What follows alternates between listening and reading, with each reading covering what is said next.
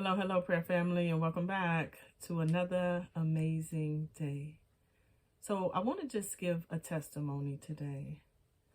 I'm not sure who this applies to, but I do believe that God is leading me to give this testimony to somebody that needs it in this season of their life.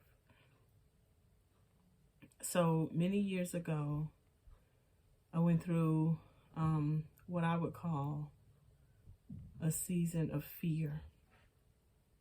Didn't realize it then, but I know it now that it was a season of fear.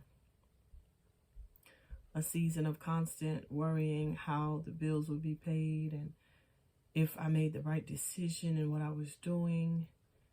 And it just seemed like I was living in so much fear that I couldn't even shake free from it. I didn't realize at the time that the fear was paralyzing me.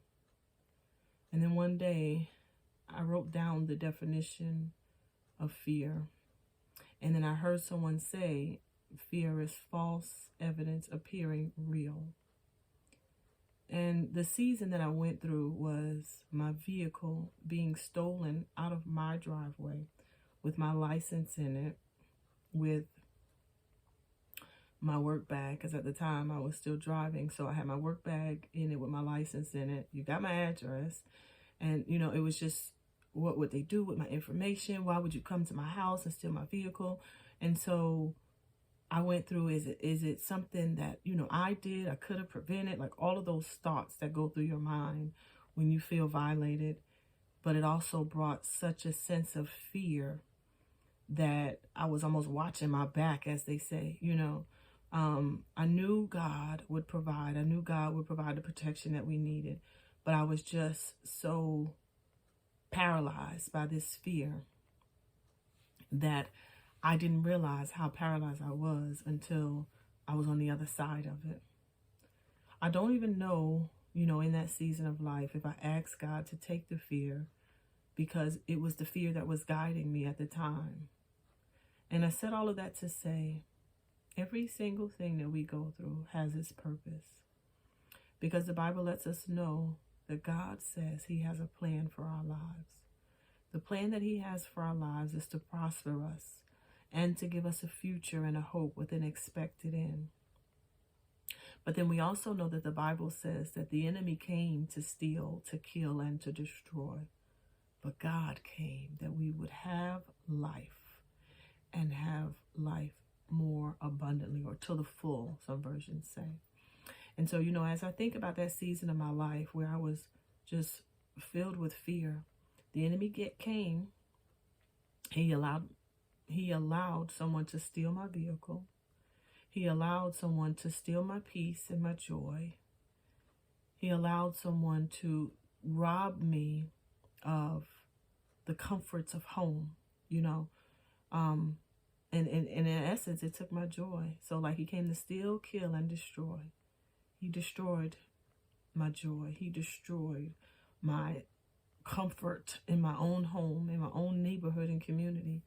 But as I think back over like my response, the way I responded in that season, I was angry, but my anger fueled my fear, if you will, because it was almost like, what in the world? Why would you come to my house? Like all of those things. And I remember saying, I could see if I was at the mall and he came out the mall and my car was gone, like all of those scenarios we play up in our mind. But the reality is,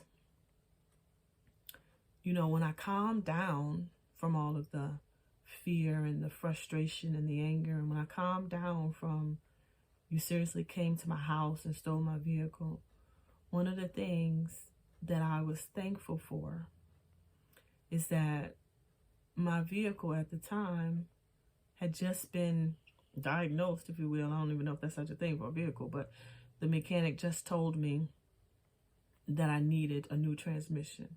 About $5,000 or $6,000 for a transmission. And I was saying, well, what in the world? Like when I bought the vehicle, they were telling me that everything was good. They couldn't find anything wrong with the transmission, because I kept saying sometimes it makes this like sound as if it was something going on with it. And they did all the diagnostics, couldn't find anything. And then years later, here you come telling me I need a new transmission. It's almost like it doesn't do it all the time, but sometimes the vehicle has almost like what we would call in our physical bodies a heart murmur. Like it doesn't happen all the time, so it's not easily diagnosed or detected, but this is the situation. And so then I started saying, well, maybe my vehicle got raptured. God did it, so I wouldn't have to worry about buying a transmission. So I started changing my perspective. And as I changed my perspective, the anger dissipated, the fear of, leaving every light on in the house when we go to bed and all of those things in the initial stages of somebody coming to my driveway and stealing my vehicle, those things started to disappear, and we started to feel like the comfort was in our home again. We started to feel like the joy was back in our speech and in our tone. We were feeling lighter, if you will, but when that fear came in, which is false evidence appearing real, we began to build up in our minds, and I'm saying we, but probably more me than we, began to build up in my mind, well, what if they come back? Or what if they saw that, we live in here, we just kind of have the same routine and the same pattern. So then you start building up in your mind all these what ifs, the false evidence appearing real, And so I just came on here today to remind someone that fear should not grip you. It's a real emotion, yes, but it should never grip you. It's false evidence appearing real. Yes, the reality is it happened, but how are you going to respond when it does? The sooner you realize that it's false evidence appearing real, the sooner you'll get to the fact of the matter, which is that God can and will provide. God can and will protect you. God can and will restore you. So I need you to know today, prayer family, that even if you've encountered a situation that has shifted you and shaken you so to the point where you feel like the devastation is trying to keep you in a position of fear, do not allow the fear to paralyze you. Focus on how can I change the narrative? How can I shift myself back into position to where I see God as my provider, to where I see that this situation worked for my good, even though it didn't feel like it when it was going on. It worked for my good. All things work together for our good. So I just wanted to remind you today that even if you feel like you're in a season of how can I move past this? Why am I encountering this? God has a plan to prosper you. God knows right where you are, and he's right there with you, encouraging your heart, stirring you along to keep moving forward in your faith.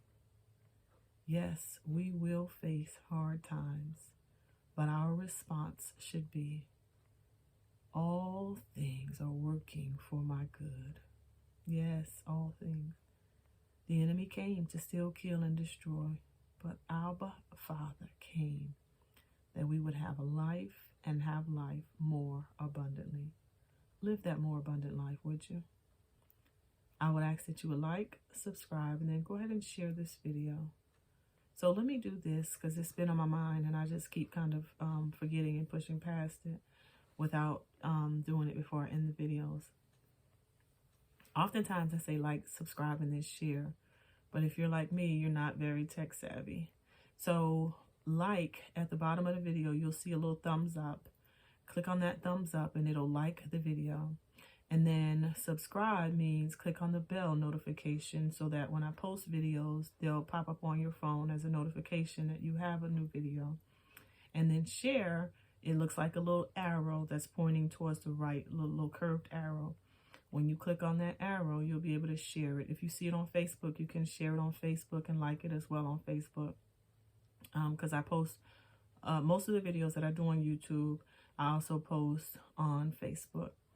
And then finally, I believe, I'm not 100% sure, so don't quote me, but I believe you have to have a Gmail account in order to subscribe. So if you have a Gmail account, you can subscribe and make comments on the videos on YouTube. If not, you can comment on the videos on Facebook. If you have a prayer request, you can leave those there. I check my comments pretty frequently, I would say.